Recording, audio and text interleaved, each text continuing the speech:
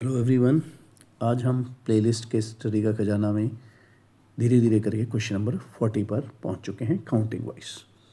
तो आज हम पढ़ेंगे केस स्टडी क्वेश्चन जो कि टॉपिक प्रोबेबिलिटी पे बेस्ड है। चलिए स्टेटमेंट को रीड करते हैं।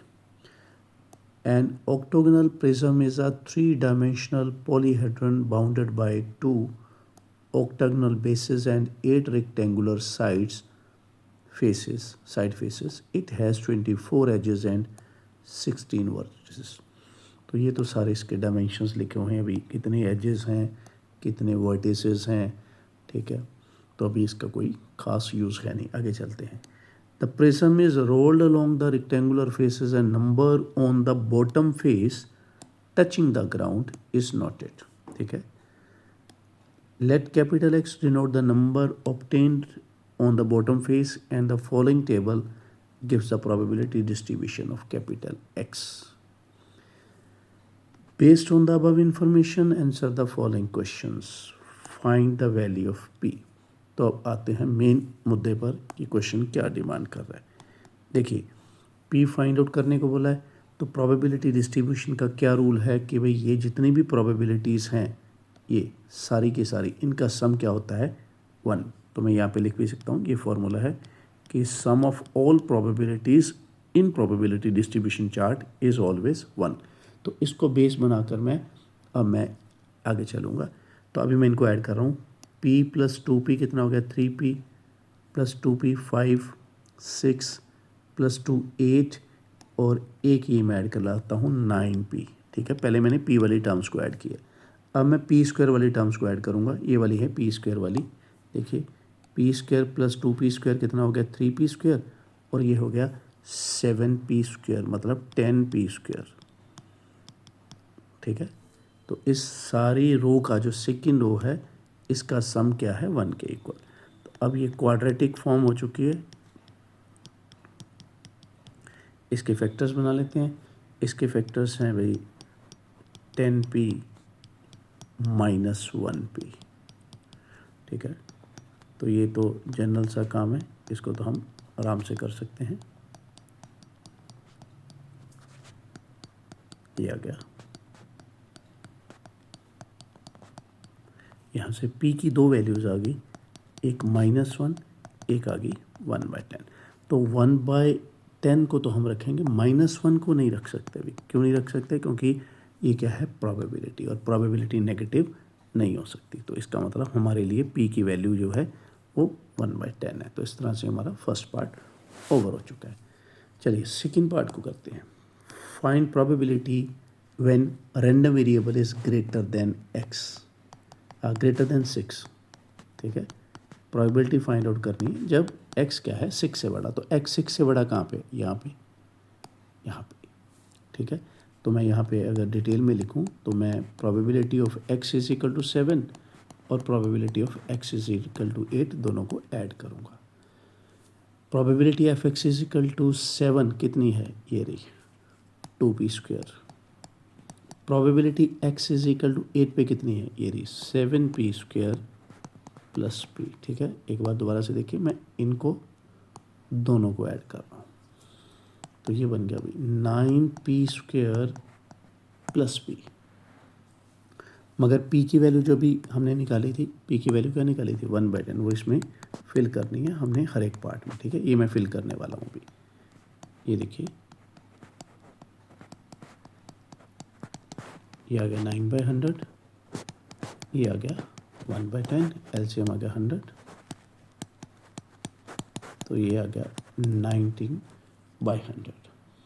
इस तरह से हमारा सेकेंड पार्ट भी डन हो गया। अब पढ़ते हैं थर्ड का A part. Find probability when x = 3m where m is a natural number. ये बात तो बड़ी सिंपल है, वैसे ही थोड़ा सा लिखा हुआ है, ऐसे कुछ ज़्यादा बड़ा ट्विस्ट इसमें है नहीं। देखिए मैं बताता हूँ अभी आपको क्या लिखा है। ये फाइंड आउट करने के लिए बोला है, और m के बारे में बोला गया है कि m क्या है, एक नेचुरल नंबर। तो अगर मैं m की जगह पे 1 फिल करूँ यहाँ पे, तो ये बन जाएगा 3 × 1 3, ठीक है। और क्या हो सकता है, अगर मैं इस m की जगह पे 2 फिल करूँ तो 3 × 2 क्या हो जाएगा, 6। तो इसका मतलब हमसे ये पूछा गया था probability of x is equal to 3 plus probability of x is equal to 6। ठीक है, अब देखते हैं ये चार्ट में क्या क्या लिखा है। ये देखिए probability of x is equal to 3 जो है ये रही 2p, और probability of x is equal to 6 वो क्या है, ये देखिए ये रही p स्क्वायर। तो ये है भाई 2p प्लस p स्क्वायर, मैं भी लिखने वाला हूँ। देखिए ये है 2p प्लस p स्क्वायर, मगर यहाँ पे नहीं छोड़ना है। जैसे मैंने बताया था कि जो p की वैल्यू अपने फर्स्ट पार्ट में निकाली है वो सारी इसमें फिल करनी पड़ेगी हर एक पार्ट में। तो ये है 2/10, सॉरी 10 नॉट 100, और ये है 1/100। यहाँ पे 100 एलसीएम लीजिए, ये आ गया 21/100। चलिए ये भी हमारा पार्ट हो चुका है। अब आते हैं थर्ड के बी की ओर। थर्ड का बी क्या है, मीन फाइंड आउट करना है। ये थोड़ा सा कंपैरेटिवली ज़्यादा कैलकुलेशन वाला पार्ट होगा।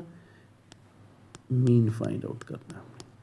मीन को कैसे फाइंड आउट करेंगे, यही आप देखिए थोड़ा सा ध्यान से। मैं भी थोड़ा सा इरेज करता हूँ, ठीक है, ताकि आपको समझा पाऊँगी। इसको मैं इरेज करता हूँ पहले, ये देखिए।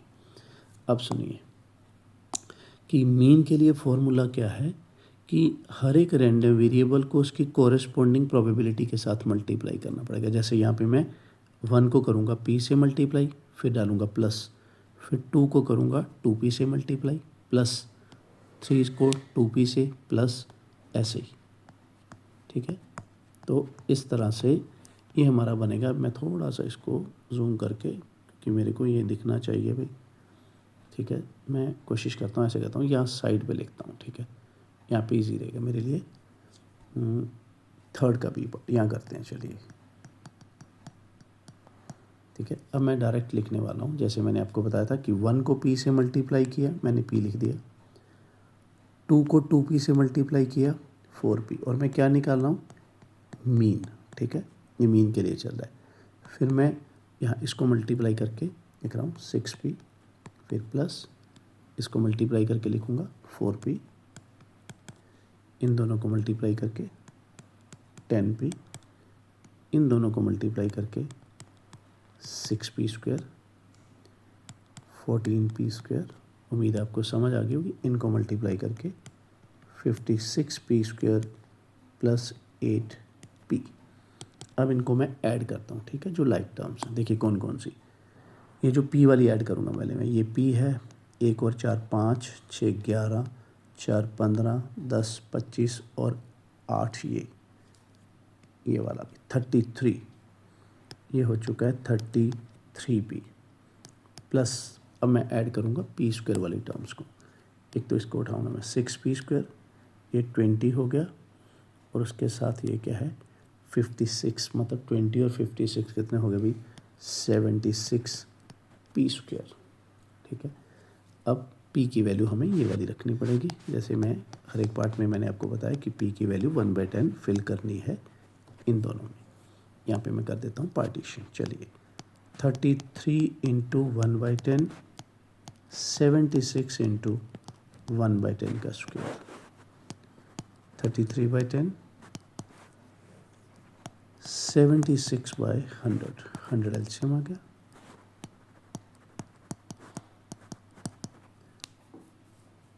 तो ये बन गया भाई 3 एक 6 आ गया, ये 0 आ गया, ये 4 आ गया, 406/100, जिसको आप लिख सकते हो 4.06। तो भी ये आसान सा केस स्टडी मिला हमें प्रोबेबिलिटी में।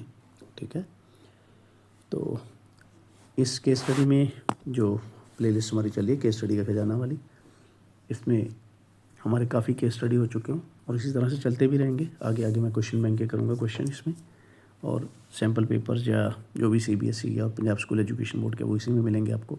बहुत सारे केस स्टडीज़ हो जाएंगे हमारे। और अगर आप नई केस स्टडीज़ की प्रैक्टिस करना चाहते हो तो उसका एंड स्क्रीन पे आपको लिंक मिल जाएगा। वो मेरी नई प्लेलिस्ट है fresh and new case studies वाली, वो चैप्टर वाइज हैं, वहाँ से आप प्रैक्टिस कर सकते हो। थोड़ा सा और कॉन्फिडेंस आपका बढ़ जाएगा। अगर आपको समझ आ रहे हैं केस स्टडीज़, ठीक है, बढ़िया तरीके से एक एक चीज़ क्लियर हो रही है, तो ज़्यादा से ज़्यादा लाइक करें, शेयर करें, कमेंट करें, और सब्सक्राइब करें। Thank you very much and have a nice day.